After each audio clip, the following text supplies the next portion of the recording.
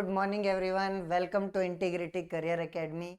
और आज हम अपने एनएसओ वर्कबुक सॉल्यूशन का एक नया चैप्टर लेकर आए हैं, is matter around us pure. इस चैप्टर में आपसे प्योर सब्सटेंस और मिक्सचर के बारे में पूछा जाएगा, डिफरेंट टाइप ऑफ सॉल्यूशंस के बारे में पूछा जाएगा, फिजिकल और केमिकल चेंज के बारे में पूछा जाएगा, सॉल्युबिलिटी के बारे में पूछा जाएगा, कंसंट्रेशन के बारे में। तो काफी इजी चैप्टर है और काफी स्कोरिंग चैप्टर है। तो चलिए इसके वर्कबुक को सॉल्व करते हैं, साथ में मिलकर सॉल्व करेंगे तो हमें पता चलेगा कि सवाल को कैसे सॉल्व करना होता है। देखिए सवाल क्या कह सवाल कह रहा है a few common substances are listed below. बहुत सारे कॉमन सब्सटेंस दिए गए हैं, हम एक बार जल्दी से उनका नाम लिख लेते हैं। एयर दिया गया है, ग्रेफाइट दिया गया है, गैसोलीन दिया गया है, और क्या क्या दिया है, डायमंड दिया है, टैप वाटर दिया है, और क्या दिया है, आयरन दिया है, और क्या दिया है, सोडियम क्लोराइड नमक दिया है, उसके बाद सैंड एंड वाटर दिया है, उसके बाद ब्रास दिया है, और लास्ट में ऑयल एंड वाटर दिया है। इतने सारे सब्सटेंस दे रहे हैं। अब क्या कह रहा है, विच of the following represent the correct classification. इनमें से और करेक्ट क्लासिफिकेशन कौन दिखा रहा है। तो सबसे पहले प्योर सब्सटेंस ढूंढ, तो आइए प्योर सब्सटेंस ढूंढ।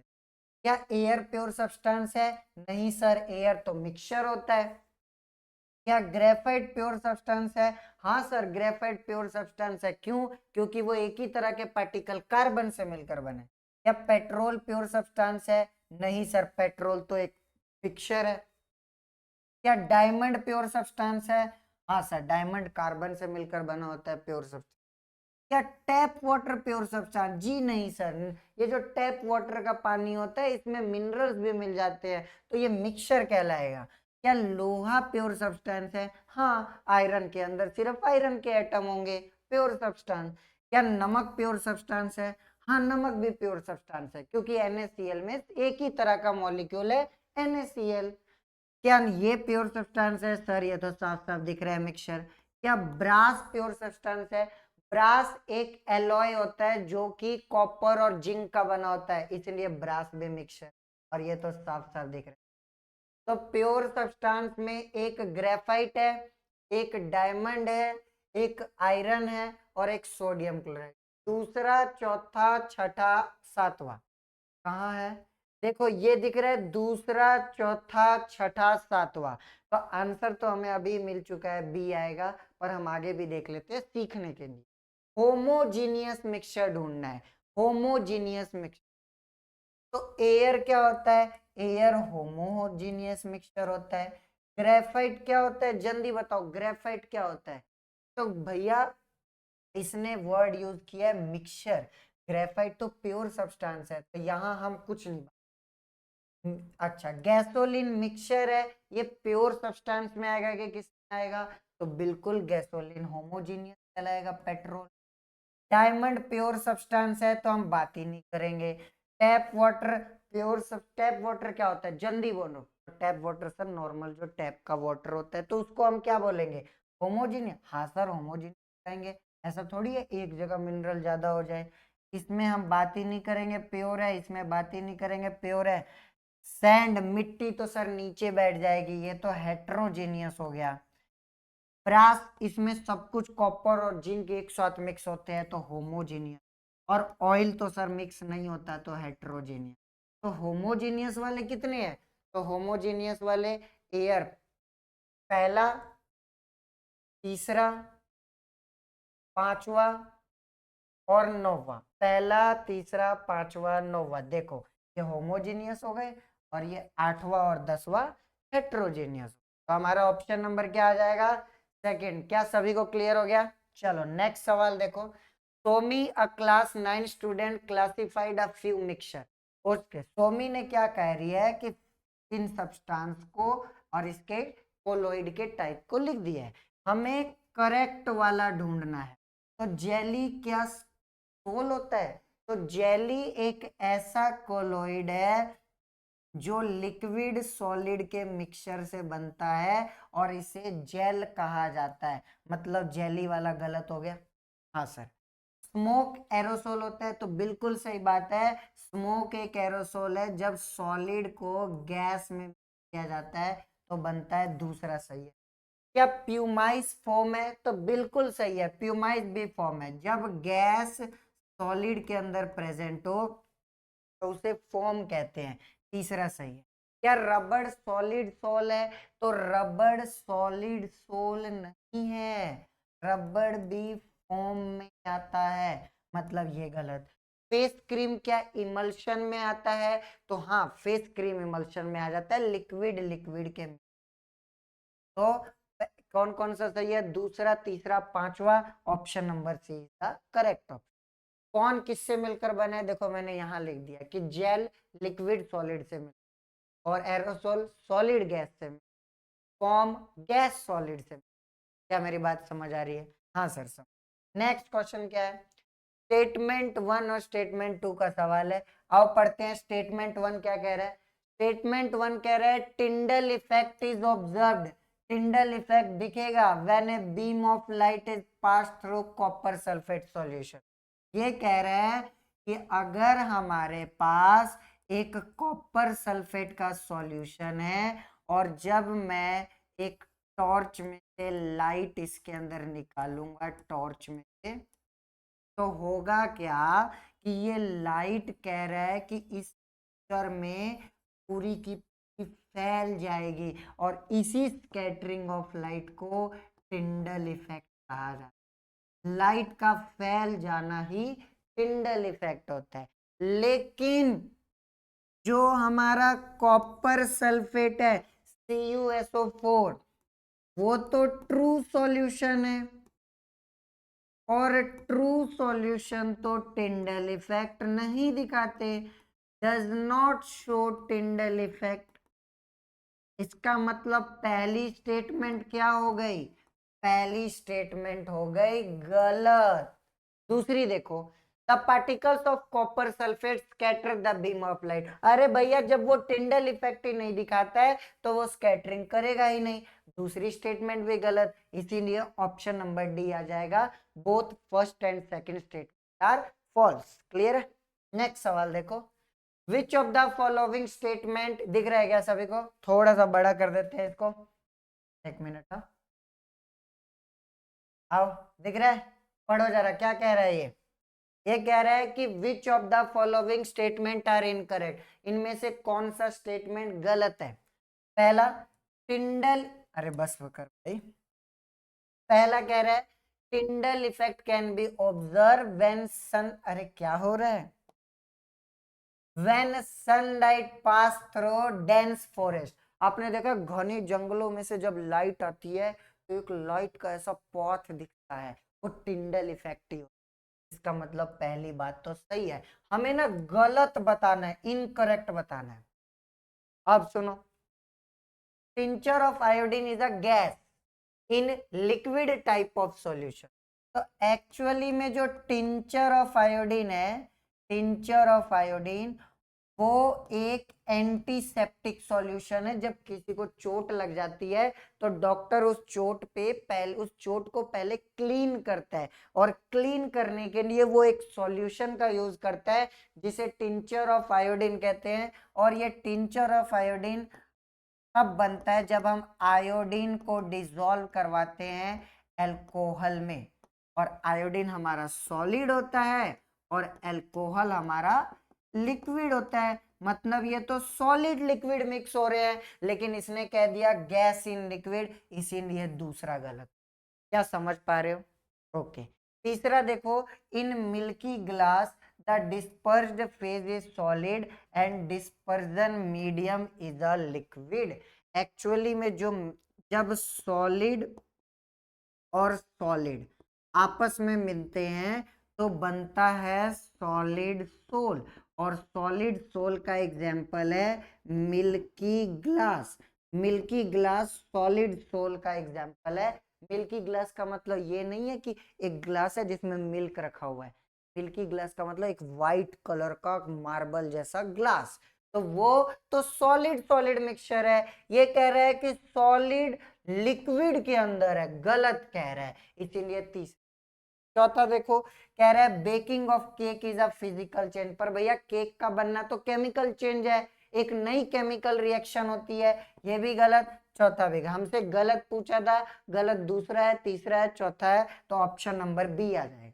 क्या मेरी बात समझ पा रहे हो? दोनों, दूसरा भी गलत, तीसरा भी गलत, चौथा। सब्लिमेशन जो है वो केमिकल चेंज थोड़ी होता है, सब्लिमेशन फिजिकल चेंज में आता है, समझ रहे हो?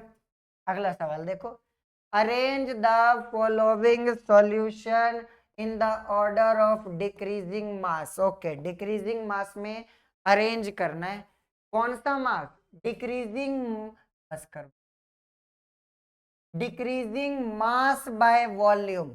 तो ना मास बाय वॉल्यूम परसेंट निकालने का फॉर्मूला होता है, ऊपर mass of solute divided by नीचे वॉल्यूम ऑफ सॉल्यूशन इनटू में 100, ये फॉर्मूला हमें यूज करना होता है।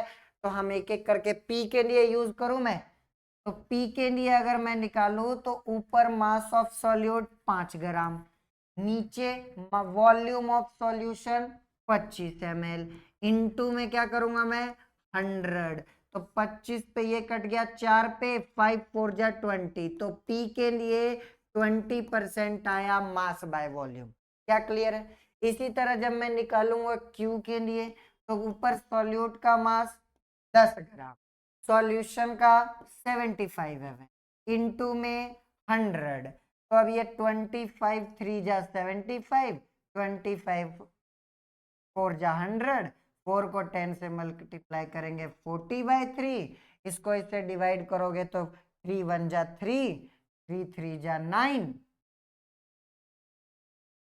उसके बाद 1 बच गया, तो फिर 13.3%। ठीक है, समझ पा रहे हो? फिर इसी तरह जब मैं निकालूंगा किसके लिए, आर के लिए, आर के लिए निकालूंगा तो ऊपर कितना है, 8 ग्राम सॉल्यूट है और सॉल्यूशन 90 ml, इनटू में 100, एक जीरो से एक जीरो कट गया, ये आ गया 80 डिवाइडेड बाय 9, 9 8 जा 72 होगा, तो कितना बचेगा 8, फिर 80, तो पॉइंट लगा के 8.8%। तो इसने क्या पूछा था, डिक्रीजिंग ऑर्डर, तो सबसे डिक्रीजिंग ऑर्डर कैसे निकालेंगे, डिक्रीजिंग ऑर्डर सबसे ज्यादा किसका है, तो सर जी सबसे ज्यादा तो इसका है, पी वाले का। ओके, उससे कम किसका है, तो सर उससे कम क्यू का है, उससे कम किसका है, तो सर उससे कम आर का है, तो आंसर ये हो जाएगा P Q R, option number C. Simple ऊपर वाला फॉर्मूला लगाना था मास बाय वॉल्यूम परसेंट का। ठीक है, नेक्स्ट सवाल देखो, नेक्स्ट सवाल दिख रहा है क्या, थोड़ा सा इसको भी बड़ा कर देते।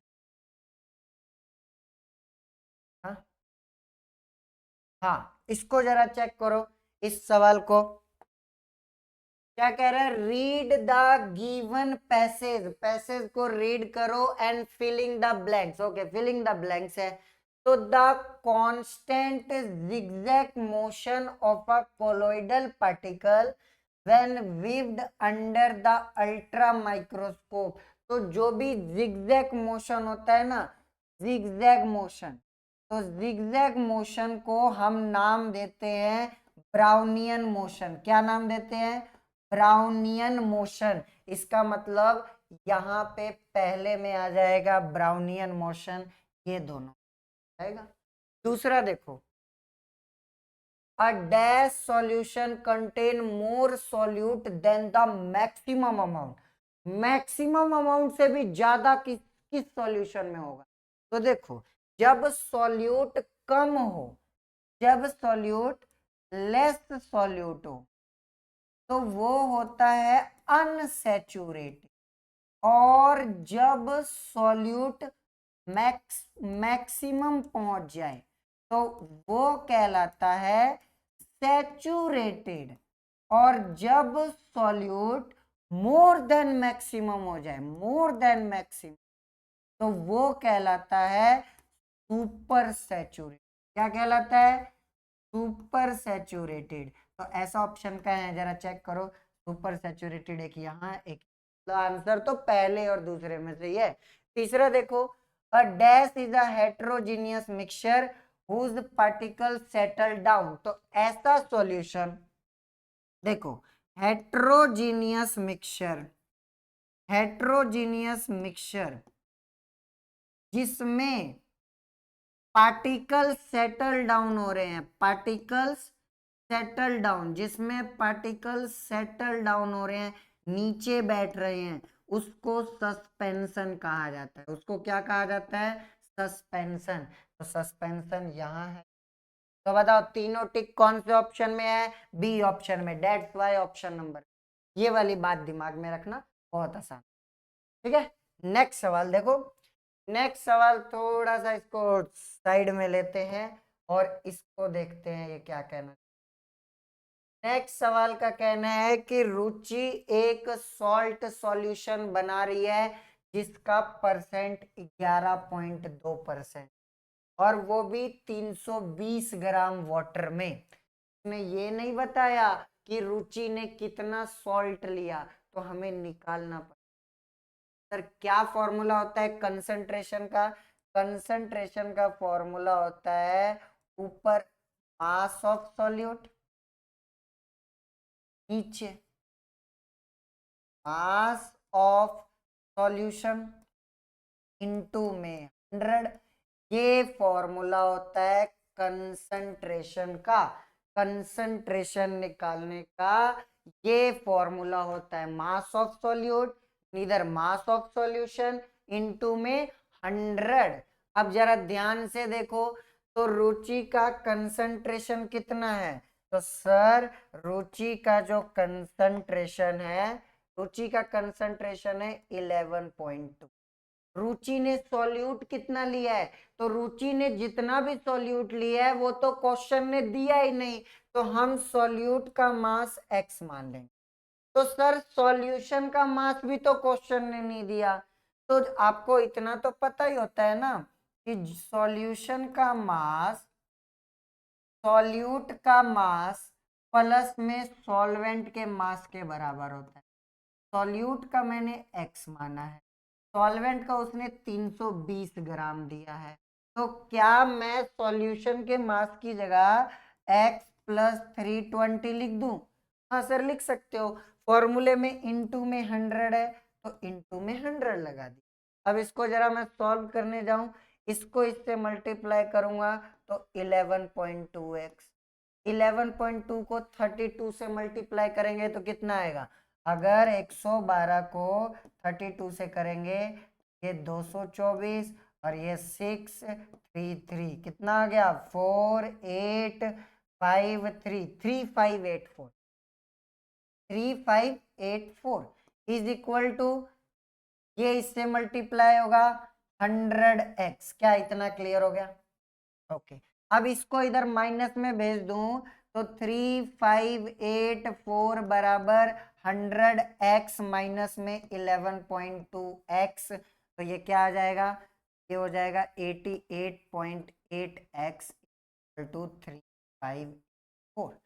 जब मैं x को डिवाइड करूंगा 3584 से 88.8 को, तो मेरा क्या आएगा? जल्दी बताओ क्या आना चाहिए? जल्दी जल्दी करने के लिए यहाँ से कैलकुलेटर ले लेते हैं। ये देखो क्या है हमारा, 3584 डिवाइड करना है इसको किससे? 88.8 से, कितना आ रहा है? 40.3। ओके, तो हमारा x की वैल्यू आएगी 40.3 ग्राम। तो हमने रुचि का सॉल्ट निकाल लिया, रुचि ने इतना सॉल्ट यूज किया था। अब आगे पढ़ो।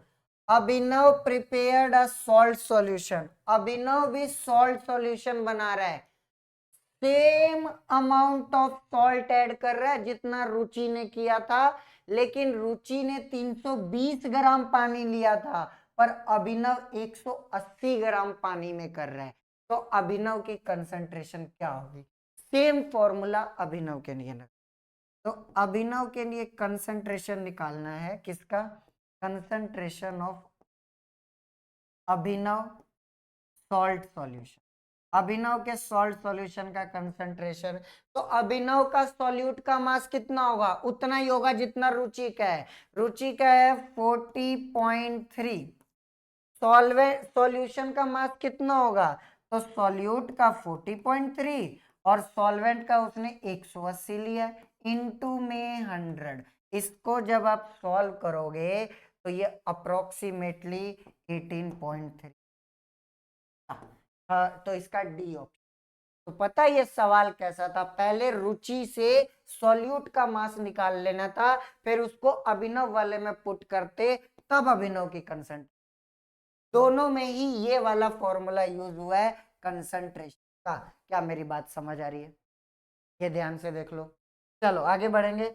नेक्स्ट सवाल है, ये वाला सवाल देखो बहुत ही इजी सवाल होगा, और ये थ्योरी टाइप क्वेश्चन इजी आते हैं, तो जरा ध्यान से देखो ये क्या कहना चाहता है ये। विच ऑफ द फॉलोइंग स्टेटमेंट आज इनकरेक्ट, इनमें से कौन सी स्टेटमेंट इनकरेक्ट है, गलत है। पहला, अ सॉल्यूशन इज हेट्रोजीनियस, यही इसने मिस्टेक कर दी।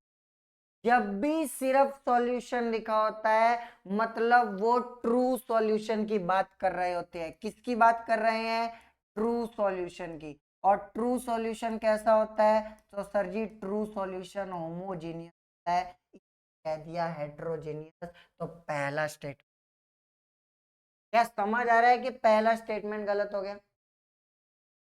दूसरा देखो, दूसरा कह रहा है कि mixture whose solute particle can be, अच्छा दूसरा ये है, the particles of a solution are big enough to scattered a beam of light. ये कह रहा है सॉल्यूशन के पार्टिकल लाइट को स्कैटर कर रहे हैं, मतलब टिंडल इफेक्ट दिखाते हैं। लेकिन जो ट्रू सॉल्यूशन होते हैं, जो ट्रू सॉल्यूशन वो टिंडल इफेक्ट नहीं दिखाते हैं, वो टिंडल इफेक्ट नहीं दिखाते हैं, मतलब दूसरा भी गलत हो गया। समझ पा रहे हो। तीसरा देखो, the path of light passing through a solution is not visible, ये सही है। अगर टिंडल इफेक्ट दिखाते तो लाइट का पाथ दिखता, लेकिन क्योंकि वो टिंडल इफेक्ट नहीं दिखा रहे तो लाइट का पाथ नहीं दिखेगा। तीसरा वाला बिल्कुल सही। चौथा देखो, based on the amount of solute solution can be diluted और कंसंट्रेटेड। हाँ बिल्कुल सही बात है कि अगर सॉल्यूट ज्यादा तो वो हो जाएगा कंसंट्रेटेड, अगर सॉल्यूट कम तो वो हो जाएगा डाइल्यूट। ये सही है। इसने हमसे गलत पूछा था, गलत पहला और दूसरा है, तो ऑप्शन नंबर ए आ जाए। चलिए ये वाला सवाल एक बार देखिए, क्या कह रहा है ये वाला सवाल।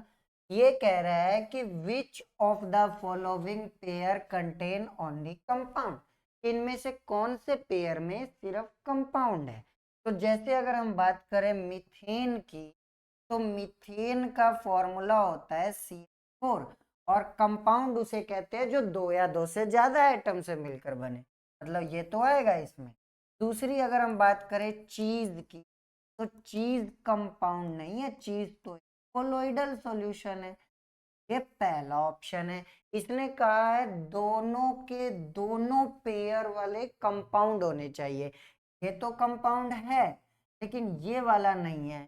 अच्छा, ब्रास एलॉय होता है, दो मेटल को मिला के बनाया जाता है, ये भी कंपाउंड नहीं है, ये भी कंपाउंड नहीं। अमोनिया, अमोनिया का फॉर्मूला होता है NH3, और वाटर का फॉर्मूला होता है H2O, तो ये भी कंपाउंड है, ये भी कंपाउंड है। एयर किस में आता है, एयर मिक्सचर में आता है। मिस्ट किस में आता है, मिस्ट कोलोइड में आता है। तो दोनों कंपाउंड किस ऑप्शन में है, सी वाले में है, इसीलिए option number C is the correct option. क्या मेरी बात समझ पा रहे हो। Okay next question, a few mixture are given, ओके ये ना कुछ चार पांच मिक्सचर हैं, हमसे क्या पूछ रहा है, करेक्ट वाला ऑप्शन पूछ रहा है इनमें से। पहले सस्पेंशन ढूंढने को कह रहा है, तो सस्पेंशन वो होते हैं जो कि उसमें पानी में घुलते नहीं है, थोड़े टाइम तक रहेंगे फिर नीचे बैठ जाए, जैसे कि मडी वाटर हमारा और जैसे कि फ्लोर, आटा पानी में थोड़े टाइम के लिए वो भी सस्पेंशन बनाता है। तो बाकी स्टार्च कोलोइड में आता है, सोप वाटर कोलोइड में आता है, टूथपेस्ट कोलोइड में आता है। तो हमारा सस्पेंशन पहला दूसरा ये रहा, तो तीसरा चौथा पांचवा हो गया कोलोइड। तो ऑप्शन नंबर सी, बहुत आसान। क्या कर सकते थे? चल अगला सवाल देखो। Read the given statement and select the option that correctly identifies true और फॉल्स बताना है, एक एक करके पढ़ो। The solution in which the quantity of solute in a given mass of solvent is very large, तो उस सॉल्यूशन को डाइल्यूट सॉल्यूशन है, ये वाला गलत। जब सॉल्यूट, याद रखना मैं यहां लिख देता हूं, जब सॉल्यूट की क्वांटिटी लार्ज है, ज्यादा है, तो वो कहलाता है कंसंट्रेटेड सॉल्यूशन। वो क्या कहलाता है? Concentrated solution. और जब कम है तो डाइल्यूट सॉल्यूशन। इसने कहा ज्यादा पर डाइल्यूट, इसलिए पहला गलत, तो फॉल्स इस वाले में, मतलब ऑप्शन ए और सी में से कोई है। आगे देखो, अ suspension is a heterogeneous mixture in which the solute particle do not dissolve but remain suspended throughout the bulk of the medium।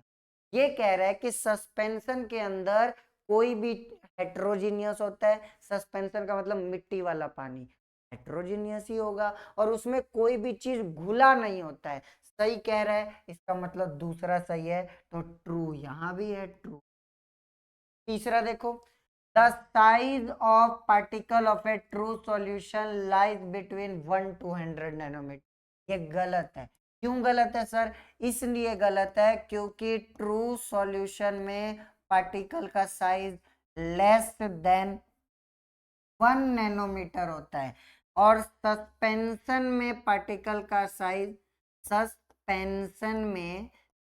का साइज मोर देन 100 नैनोमीटर होता है, और कोलोइड में पार्टिकल का साइज 1 नैनोमीटर से 100 नैनोमीटर के बीच का होता है। तो भैया ट्रू सॉल्यूशन का तो लेस देन 1 नैनोमीटर है, ये तो कोलोइड वाली वैल्यू लिख रहा है, इसीलिए तीसरा गलत। चौथा देखो, the constituent of A compound can be separated by physical method. अगर मैं तुम्हें दूं CO2, क्या दे दूं? CO2, तो क्या तुम इसको अपने दांतों से तोड़ सकते? क्या इसको गर्म करके तोड़ सकते? नहीं तोड़ सकते ना। फिजिकल मेथड से कंपाउंड को नहीं तोड़ा जा सकता, ये गलत है। हमसे क्या पूछा है? तीसरा गलत, फॉल्स। फॉल्स, चौथा भी गलत, तो यहाँ फॉल्स। चारों ऑप्शन सी में सही है, तो हमारा सी आएगा।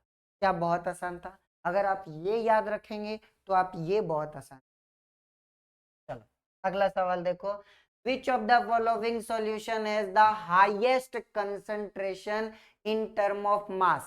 तो मैंने आपको फॉर्मूला तो बता ही दिया है, मास बाय मास परसेंट निकालने का फॉर्मूला होता है mass of solute divided by mass of solution into में 100।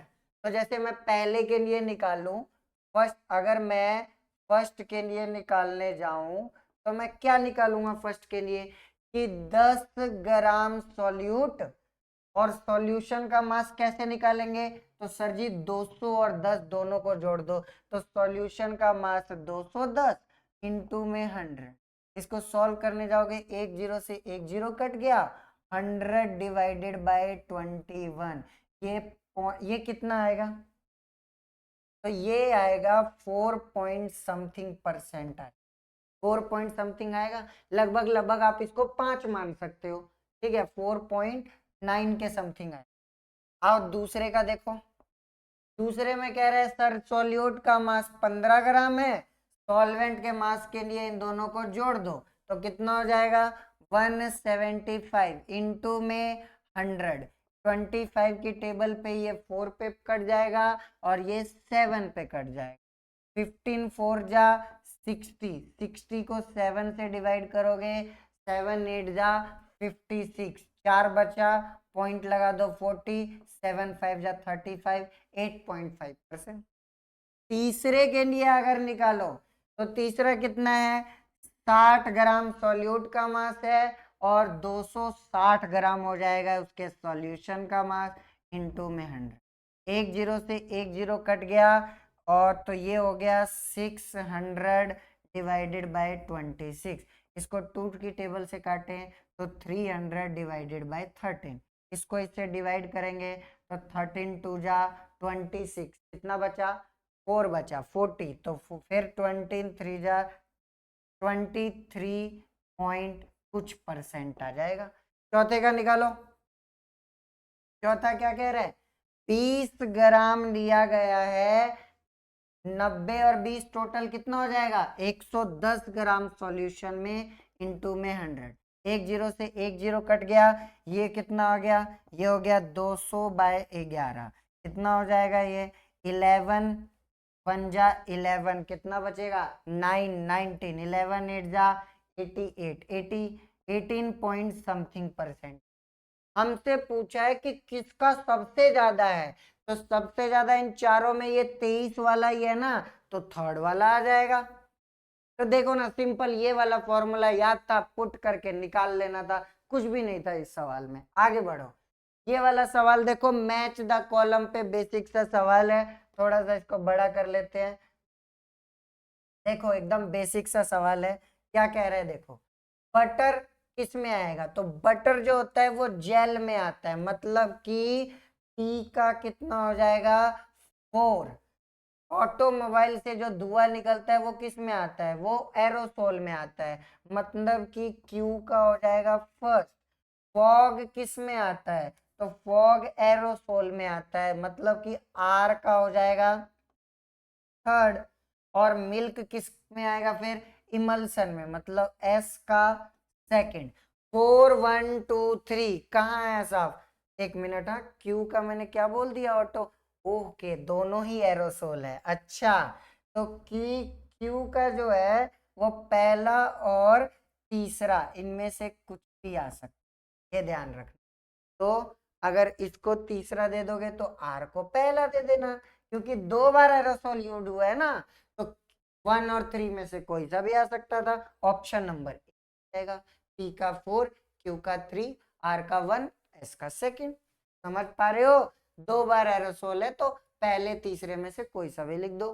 चलो अगला देखो, ये वाला सवाल जरा रीड करो, ये क्या कहना चाहता है, इस वाले सवाल को जरा रीड करो, क्या कह रहा है ये, कर लिया क्या रीड। करेक्ट स्टेटमेंट पूछ रहा है आपसे, सही वाला पूछ रहा है। पहला केमिकल चेंज के बारे में, किसके बारे में सही स्टेटमेंट पूछ रहा है, केमिकल चेंज के बारे में। आओ देखो, it involve a change in property like colour hardness density. अरे भैया, कलर हार्डनेस डेंसिटी तो फिजिकल प्रॉपर्टी होती है, केमिकल चेंज में तो हमें केमिकल प्रॉपर्टी बदलनी होती है। पहला वाला गलत हो जाएगा, तो पहला तो नहीं आएगा। दूसरा देखो, it is a permanent change and new substance are form. बिल्कुल सही बात है, केमिकल चेंज में हमेशा नया सब्सटेंस बनता है, दूसरा सही है। तीसरा देखो, there is no change in composition. अरे भैया कैसे नहीं बदलेगा, अगर नया सब्सटेंस बन रहा है तो कंपोजिशन नहीं आएगी, तीसरा भी गलत। ये कह रहा है कि पहले जैसी रहेगी, कोई चेंज नहीं है, तो गलत हो गया ना। चौथा देखो, कह रहा है नो न्यू सब्सटेंस। अरे भैया नया सब्सटेंस बनेगा, ये भी गलत। सही दूसरा था, इसने सही पूछा था, option number B is the correct option. चलो अगला सवाल देखो, अगला सवाल क्या कह रहा है, जरा इसको रीड करो, बोलो क्या कह रहा है, रीड कर लिया क्या, क्या कह रहा है, करेक्ट स्टेटमेंट पूछ रहा है हमसे, सही वाली पूछ रहा है। आओ पढ़ते हैं, कह रहा है dissolution of salt and sugar in water is a physical change. बिल्कुल सही बात, अगर आप सॉल्ट और शुगर में से किसी को भी पानी में डालते हो तो वो फिजिकल चेंज में आता है, पहला सही है। दूसरा, a physical change cannot be reversed as they occur as a change in mass and composition।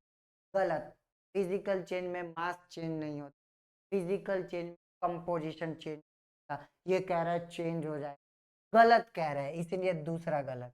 तीसरा है the zigzag movement of a dispersed phase particle in a colloidal solution is known as Tyndall effect।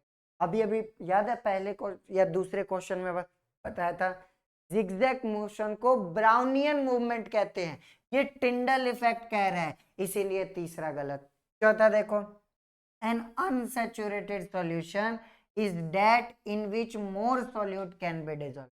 मैंने क्या बताया था, अगर less solute हो तो वो अनसैचुरेटेड होगा, और इसका मतलब उसमें हम और सॉल्यूट डाल सकते हैं। ये भी कह रहा है कि अनसैचुरेटेड वाले में हम और सॉल्यूट डाल सकते हैं, इसका मतलब चौथा सही। पहला सही, चौथा सही, ऑप्शन नंबर बी। क्या क्लियर है? चलो आगे देखो। अब देखो ये वाला सवाल बहुत आसान है, इसको भी थोड़ा सा बड़ा करते हैं ताकि आप लोगों को ज्यादा बढ़िया से समझें। देखो इस सवाल को जरा देखो। अब क्या कह रहा है कि दो सब्सटेंस है पी और क्यू, पी और क्यू नाम के दो सब्सटेंस है जो आपस में जुड़ रहे हैं तो P2Q बना रहे हैं। अब इसके बारे में कौन कौन सी बातें सही है, हमें सही वाली बताओ। पढ़ते हैं। पहली बात, तुम्हें इतना अंदाजा लग गया ना, ये क्या है, कंपाउंड है, और ये दोनों क्या है, तो सर जी ये दोनों एलिमेंट है। जब भी दो एलिमेंट जुड़ेंगे तभी तो कंपाउंड बनेगा। आओ पढ़ो। तो ये कह रहे हैं the product P2Q does not show the property of substance P and Q। बिल्कुल सही कह रहे हैं, जो कंपाउंड होते हैं वो अपने एलिमेंट की प्रॉपर्टी नहीं दिखाते हैं, तो पहला वाला यही कह रहा है कि नहीं दिखाते हैं, इसीलिए पहला सही है। दूसरा देखो, the product does not have a fixed composition. गलत हो गया भैया, कंपाउंड का कंपोजिशन हमेशा फिक्स्ड होता है, दूसरा गलत है। तीसरा देखो, the product has fixed melting and boiling point. बिल्कुल सही है, क्योंकि कंपाउंड एक प्योर सब्सटेंस है और प्योर सब्सटेंस का मेल्टिंग पॉइंट और बॉइलिंग पॉइंट फिक्स होता है, तीसरा सही है। चौथा देखो, the product can be easily separated into its constituent by physical method। मैंने अभी पिछले क्वेश्चन में भी या उससे पिछले बताया था, कंपाउंड को फिजिकल मेथड से अलग नहीं कर सकते, ये कह रहा है कि कर सकते हैं, इसीलिए चौथा गलत। पांचवा देखो, the product so formed can be classified as compound. कि जो प्रोडक्ट बना है हम उसको कंपाउंड कह सकते हैं। हाँ भाई कह सकते हैं, पांचवा सही। हमसे करेक्ट पूछे थे, सही में एक पहला है, एक तीसरा है, एक पांचवा है, ऑप्शन नंबर सी का करेक्ट। क्या बहुत आसान।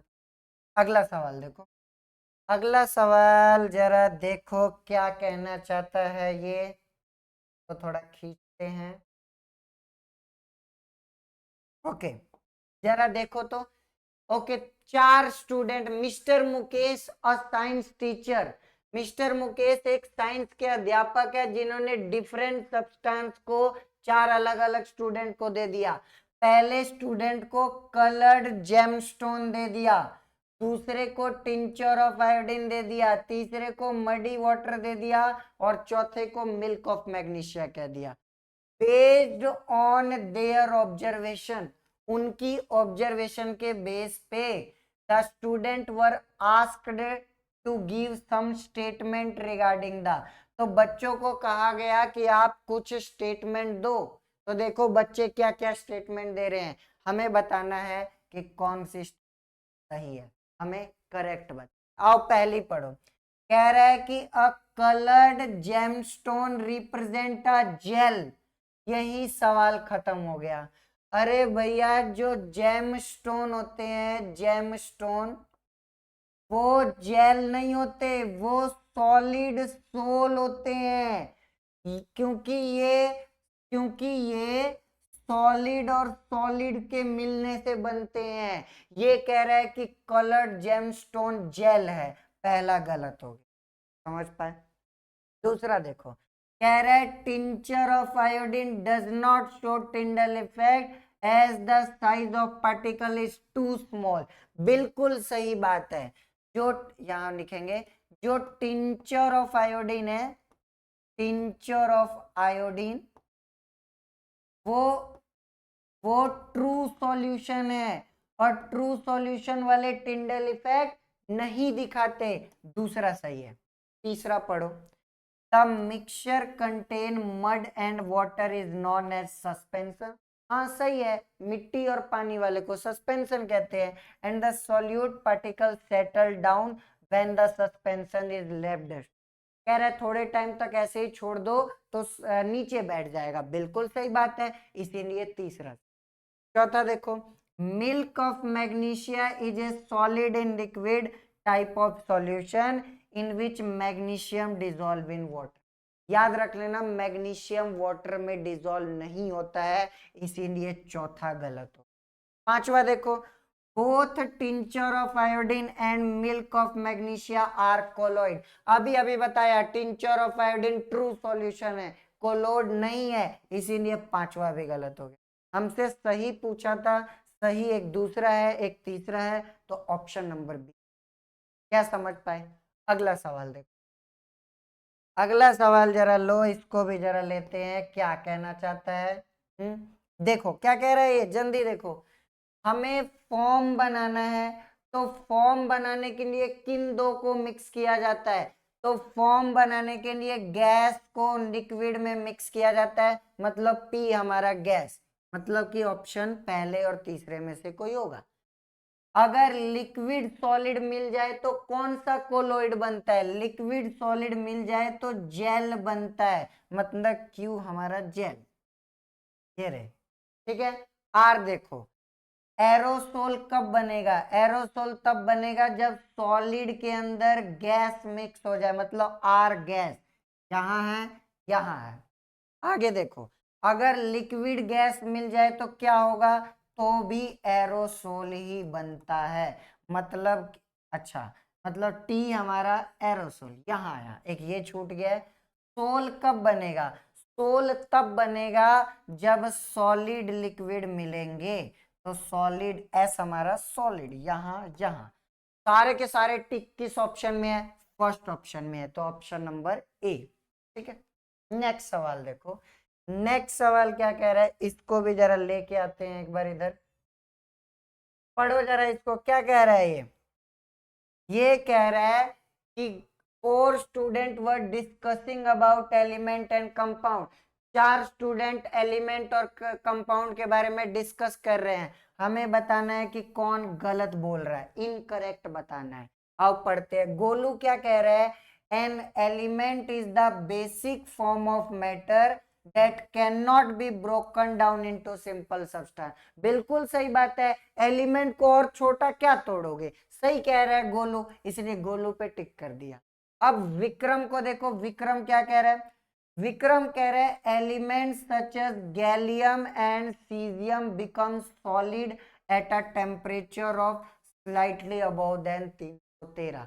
ये कह रहा है 313 से थोड़ा सा भी ऊपर जाने पर गैलियम और सीजियम सॉलिड रहेगा। अरे भैया वो तो हाथ पे लेते ही लिक्विड हो जाता है, तो कैसे सॉलिड रहेगा? विक्रम गलत कह रहे हैं। ठीक है। अब साक्षी की बात सुनते हैं, साक्षी क्या कह रही है? साक्षी कह रही है a compound has a variable composition. कोई साक्षी को जाके बताओ कि कंपाउंड का कंपोजिशन फिक्स होता है, ये वेरिएबल बता रही है, इसका मतलब साक्षी भी गलत बोल रही है। अब देखो अंकित क्या कह रहा है? A heterogeneous mixture as a uniform. अब ये अंकित भी पढ़ने में नालायक है, खुद कह रहा है कि हेट्रोजीनियस और खुद ही कह रहा है यूनिफॉर्म कंपोजिशन। अब दोनों एक साथ कैसे आ सकते हैं? अंकित का भी गलत है, तो सही केवल गोलू का है, हमसे गलत पूछा था। तो विक्रम, साक्षी, अंकित, तीनों के तीनों गलत है, ऑप्शन नंबर बी। समझ पाए? इस क्वेश्चन को देखेंगे, क्या कह रहा है? A few substances are listed, कुछ सब्सटेंस दिए हुए हैं, हमें इनकरेक्ट वाले बताने हैं। आओ एक एक करके देखते हैं। कह रहा है third and fourth are form. Third and fourth कौन से हैं? थर्ड है स्पंज। क्या स्पंज फॉर्म में आता है? हाँ बिल्कुल सही बात है, स्पंज फॉर्म में आएगा, क्योंकि फॉर्म वो होते हैं जिसमें हम क्या करते हैं, गैस को मिक्स करते, गैस सॉलिड के अंदर प्रेजेंट हो, तो सही बात है। और क्या है 4 शेविंग क्रीम, क्या शेविंग क्रीम फॉर्म में आएगी? हाँ शेविंग क्रीम भी फॉर्म में आएगी, बिल्कुल सही बात है। इसीलिए जिसमें खुद कह रहे हैं देखो dispersed phase is liquid and dispersion medium. अरे भाई साहब डिस्पर्स्ड फेज तो गैस होगा, ये कह रहे हैं लिक्विड, फटाक से क्रॉस कर। ऊपर वाली लाइन सही है लेकिन दूसरी लाइन में गड़बड़ कर दी इसने। अब दूसरा देखो, one represent N aerosol, one कौन है? क्लाउड। क्या क्लाउड एरोसोल होता है? बिल्कुल सही बात है, क्लाउड हमारा एरोसोल में आएगा, क्लाउड हमारा किस में आएगा? एरोसोल में, ये तो सही है। और कह रहा है कि 5 रिप्रेजेंट जेल, 5 कौन है? बटर, ये भी सही है, बटर किस में आता है? बटर जो है हमारा वो जेल में आता है, दूसरा बिल्कुल सही है 100%। तीसरा देखो, second and sixth are solid sol. Second क्या है? मिल्की ग्लास, तो मिल्की ग्लास सॉलिड सोल में आता है, हाँ मिल्की ग्लास सॉलिड सोल में आता है, बिल्कुल सही बात है। कैसे पता चलेगा सॉलिड सोल? क्योंकि मिल्की ग्लास सॉलिड सोल मिलकर। ये क्या कह रहा है? फोर्थ सिक्स्थ फॉर्म, ये कह रहा है कि फॉर्म सॉलिड सोल होता है। अरे भाई साहब फॉर्म नहीं होता सॉलिड सोल, तीसरा गलत। चौथा देखो, 4 इज अ फॉर्म, 4 कौन सा है? शेविंग क्रीम, हाँ शेविंग क्रीम फॉर्म है, in which gas is dispersed in a liquid. पर तो भैया फॉर्म में तो गैस सॉलिड में होता है, ये कह रहा है गैस लिक्विड में होता है, यही गड़बड़ कर दी, चौथा भी गलत। और हमें गलत ही बताना था, तो पहला तीसरा चौथा गलत, ऑप्शन नंबर डी आ जाए। तो बस खत्म होता है यहाँ पे। आप सभी का धन्यवाद आज की क्लास के लिए। इसको आप रिवाइज करेंगे, कोलोइडल सॉल्यूशन को लर्न करेंगे तो ये बहुत आसान लगेगा आपको। चलिए आज की क्लास खत्म करते हैं।